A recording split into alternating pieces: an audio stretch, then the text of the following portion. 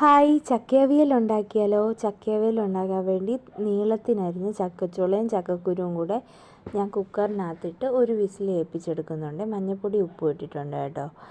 എന്നിട്ട് ഞാൻ ഒരു ഉരുളിയിലോട്ട് മാറ്റിയിട്ടുണ്ട്. നല്ല വെന്ത് കിട്ടും കേട്ടോ കുക്കറിനകത്തിട്ടുകൊണ്ട്. കുക്കറിനകത്തിടാതെ അല്ലാതെയും വേവിച്ചെടുക്കാമേ. ഇത് ഞാൻ എളുപ്പത്തിന് വേണ്ടി കുക്കറിലിട്ടതാണ്. എന്നിട്ട് അരപ്പ് ചേർത്ത് കൊടുക്കാം.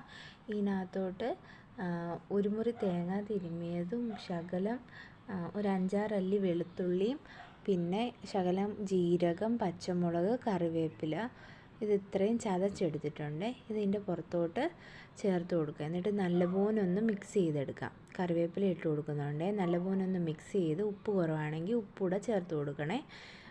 മഞ്ഞൾപ്പൊടി ശകലം ഞാൻ ഇട്ട് കൊടുത്തായിരുന്നു, കളറ് കുറവായതുകൊണ്ട്. എന്നിട്ടൊന്ന് ഇളക്കിയിട്ട് ഒന്ന് അടച്ചു വെക്കാം കേട്ടോ. ഇതൊന്ന് അടച്ചു വെച്ചിട്ട് ഒന്ന് കൂട്ടി വെച്ചിട്ട് അടച്ചു വെക്കണം. എന്നിട്ട് ഒന്ന് സിമ്മിലിട്ടിട്ട് ഇതിലൊന്ന് ആവി വന്ന് കഴിയുമ്പോഴത്തേക്കും തുറന്നിട്ട് ഒന്നുകൂടെ ഒന്ന് ഇളക്കി കൊടുക്കാമേ. അപ്പോൾ ഇതെല്ലാം ഒന്ന് കൂട്ടി വെച്ച് ഒന്ന് അടച്ചു വെച്ച് കൊടുക്കുന്നുണ്ട് കേട്ടോ. ഇച്ചിരി നേരം കഴിയുമ്പോൾ ഒന്ന് തുറന്നിട്ട് നല്ലപോലെ ഇളക്കി കഴിഞ്ഞ് അടി ചേർത്ത് ഇളക്കി കഴിഞ്ഞ് ഇച്ചിരി പച്ച വെളിച്ചെണ്ണയും കൂടെ ഒഴിച്ചാൽ അവിയൽ റെഡിയാണ്.